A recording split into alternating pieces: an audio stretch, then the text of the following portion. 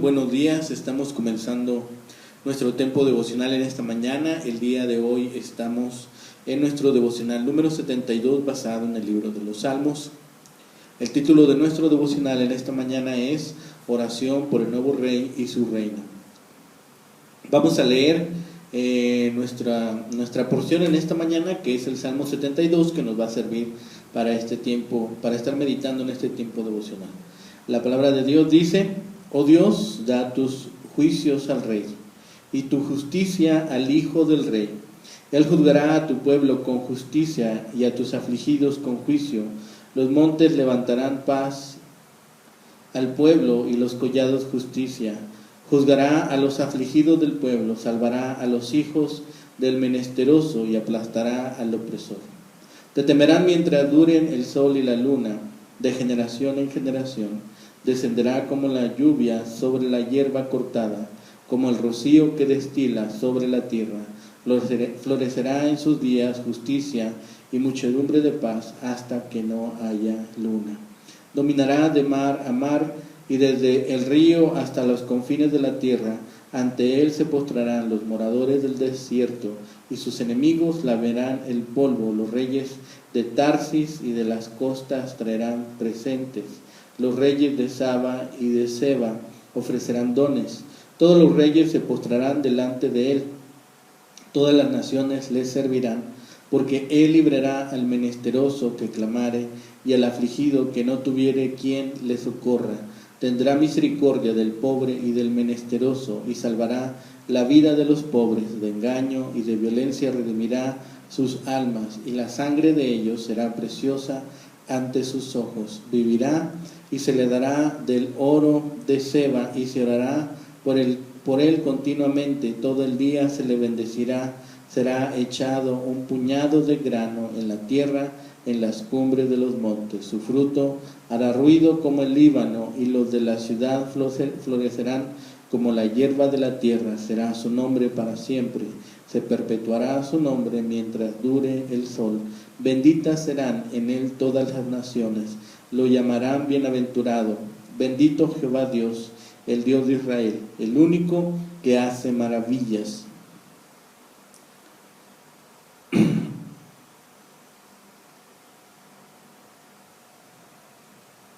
Bendito su nombre, glorioso para siempre, y toda la tierra sea llena de su gloria. Amén y amén. Aquí terminan las oraciones de David. Bien, en este Salmo 72 observamos, es uno de los salmos reales, junto con el Salmo 127, adjudicados a Salomón, hijo de David. El rey Salomón pudo ordenar los salmos de David en forma semejante a su orden actual. Luego agregó un salmo más. Este salmo es intensamente mesiánico, hablando en términos ideales de la venida del gran rey. Sobre la base de los ideales de la realeza del antiguo Medio Oriente, el salmo pide un rey que gobierne a Israel bajo la bendición de Dios. En última instancia, este rey es el Salvador Jesucristo. El salmo tiene la estructura de un llamado a un reino de justicia, la anticipación de este reinado, la visión del reino universal, y de esta forma una compasiva justicia, una predicción de un reinado de grandes bendiciones y una alabanza al Dios que establecerá este glorioso reinado. Es este salmo una oración, pero el gobierno eterno y universal del rey es una oración muy especial. Y este salmo lleva la expresión de Salomón. Así es una expresión adicional que se hace anotación sobre este salmo. Sin embargo, podemos pensar que el salmo fue escrito por David en la ocasión de la coronación de Salomón, que representa aquí el deseo del Padre para el reino de su Hijo. Y el salmo nos lleva también a la idea de un poema que presenta una oración en favor del rey. Su propósito fundamental es pedirle a Dios que le conceda al monarca de Israel la capacidad de implantar la justicia en el pueblo pues esas acciones equitativas son el fundamento de la paz. Desde una perspectiva universal, el Salmo pone claramente de manifiesto las esperanzas que cifran los súbditos en las acciones de sus reyes, pues revela la importancia que se daba al deseo de justicia. En efecto, le correspondía al rey establecer y manifestar un orden social, político y económico justo, y responder a los clamores de justicia de la comunidad. Particularmente, debía establecer el derecho de los sectores más marginados de la sociedad. Este poema nos remite a esta oración para el beneficio del rey en los primeros 4 versículos. Es la primera estrofa del poema que revela las preocupaciones del salmista. La oración pide a Dios que le imparta un sentido de equidad y rectitud al monarca para que pueda responder adecuadamente a los clamores de justicia y salvación que tienen las personas afligidas, identificadas como personas menesterosas. En este proceso ético, moral y legal, el rey debe aplastar a los opresores, que son personas que establecen los sistemas injustos y llevan a efecto planes que cautivan a los sectores menos privilegiados de la sociedad. La palabra hebrea traducida para juicio significa además estatutos u ordenanzas y revela la amplitud de las responsabilidades del monarca. El Salmo además pone en paralelo las figuras del rey y la del hijo del rey para identificar la misma persona. Esa referencia al hijo es una manera de indicar que el monarca no es un usurpador del reino, sino el descendiente legal al trono. Las imágenes, paz y justicia en los montes y collados es la que revela la prosperidad y la abundancia que se desprende de la implantación de la justicia, pues se han establecido sistemas equitativos que llevan armonía y bienestar a toda la comunidad. Después, en el versículo 5 y 7, en la segunda estrofa del poema, revela los anhelos de seguridad y prosperidad de las comunidades. Cuando los reyes o los líderes políticos ejercen sus funciones fundamentados en la justicia y la equidad, los pueblos desean que su administración no termine. Las imágenes utilizadas ponen de manifiesto ese sentido de esperanza y eternidad, pues en la antigüedad se pensaba que el sol y la luna iban a permanecer para siempre, que es la idea que comunica la frase de generación en generación. Temer al monarca es respetarlo, apreciarlo, distinguirlo, afirmarlo, celebrarlo, reconocerlo y honrarlo. La palabra no contiene el componente de miedo con el cual se asocia al castellano. El poema destaca el mensaje de permanencia y estabilidad real con las figuras de la lluvia y el rocío sobre la hierba que hacen florecer la tierra. La expresión hasta que no haya luna, aquí en el versículo 7, enfatiza el sentido de continuidad y eternidad que se pide a Dios sobre los monarcas justos, pues ese es el anhelo más profundo de los pueblos. Cuando las autoridades políticas de los pueblos actúan de acuerdo con los principios básicos de la justicia, se propicia el ambiente adecuado para la fertilidad de la vida. De los versículos 8 al 11, las virtudes de la administración justa no se confinan, de acuerdo con el poema, a los límites nacionales e internos del pueblo, sino que sobrepasan sus fronteras y tienen implicaciones internacionales importantes. Su dominio no se limitará a sus territorios, sino que llegará de mar a mar o hasta los confines de la tierra, que son figuras poéticas que enfatizan la extensión de su señorío, la amplitud de su reconocimiento, el respeto que ha recibido. La administración justa, según el Salmo, vence y postra a los enemigos, que alude como a moradores del desierto y reyes de varias otras naciones. Dice que éstas lamerán el polvo, es una imagen donde muestra la humillación que recibirán. Las referencias revelan que el salmista tenía en mente al mundo conocido de la antigüedad, tanto cercano como lejano. Tarsis y las islas representaban el extremo oeste, mientras que Seba y Seba aluden a comunidades que estaban ubicadas al sur del actual Arabia, posiblemente Yemen, Egipto o Etiopía. El mensaje es de hegemonía, que hace que los monarcas de esas naciones se humillen ante el rey israelita que actúa con justicia y le sirvan. En el versículo 12 al 14 de este Salmo 72, el Salmo retoma el tema de las implicaciones de la implantación de justicia para el apoyo de las personas en necesidad especial.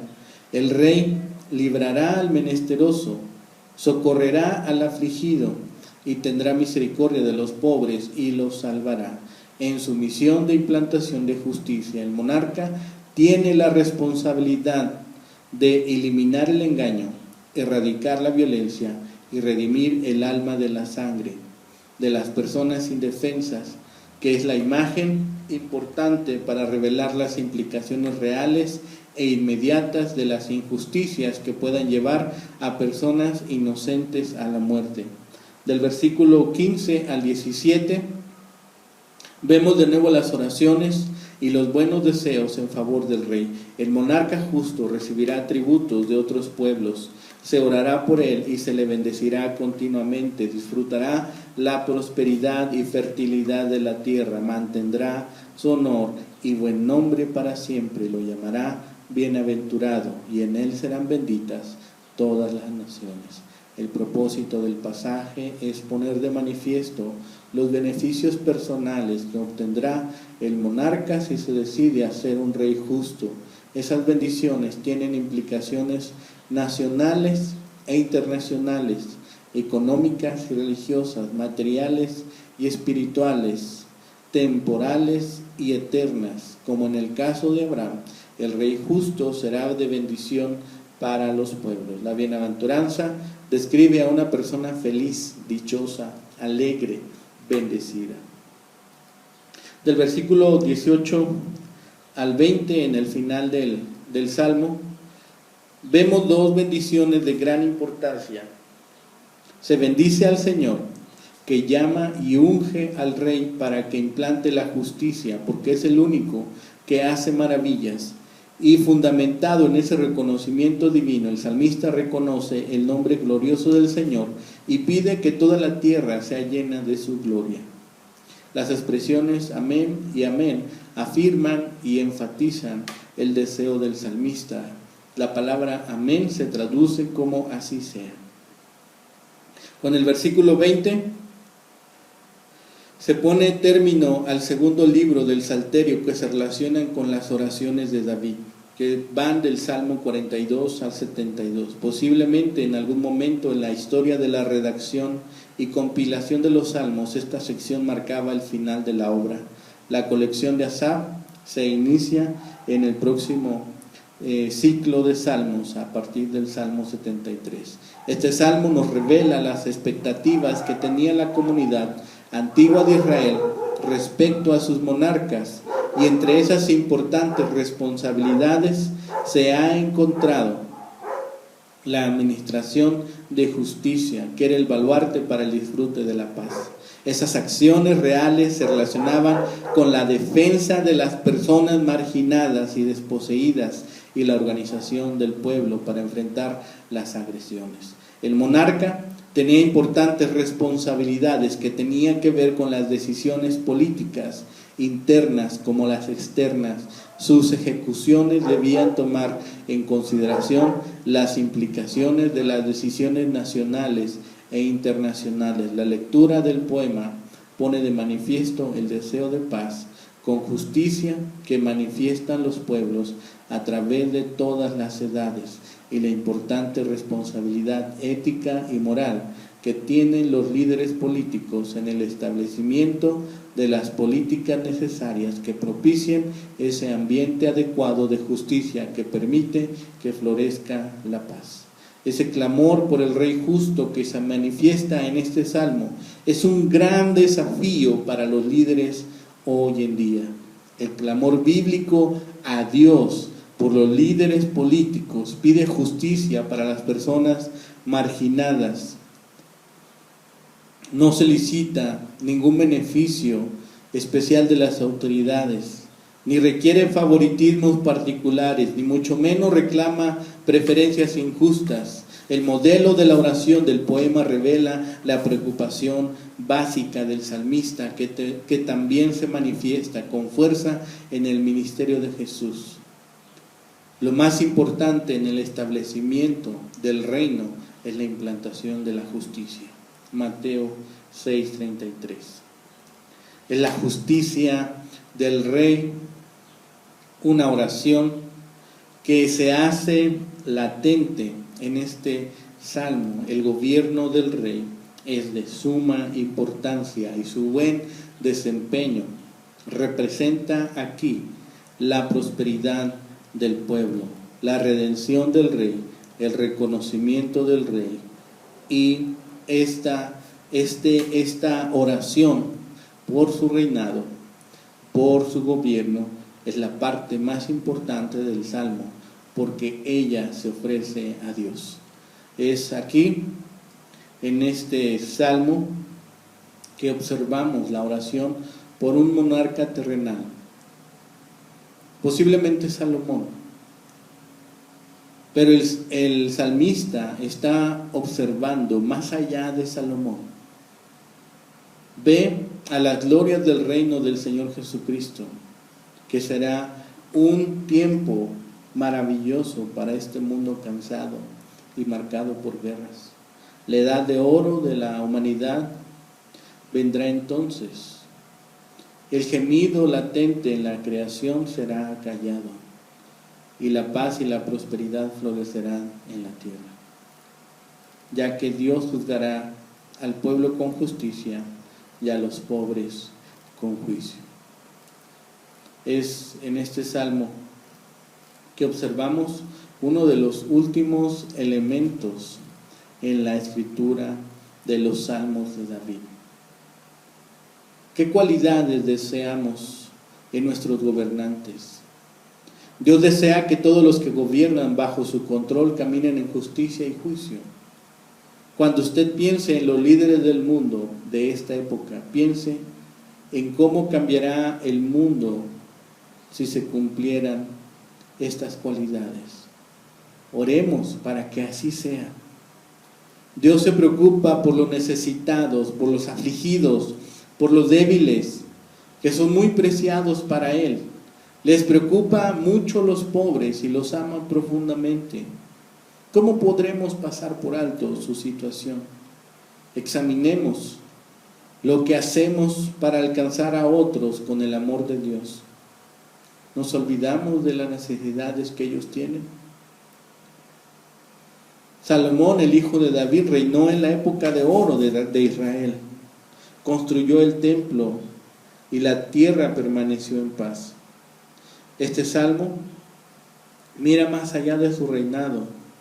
Mira hacia el Jesús, el Mesías, que se extiende hasta lo último de la tierra y es mayor que cualquier imperio humano. Esto se cumplirá cuando Cristo regrese para reinar por siempre. Cuando vislumbramos su gobierno mundial, nuestros corazones deben llenarse de esperanza.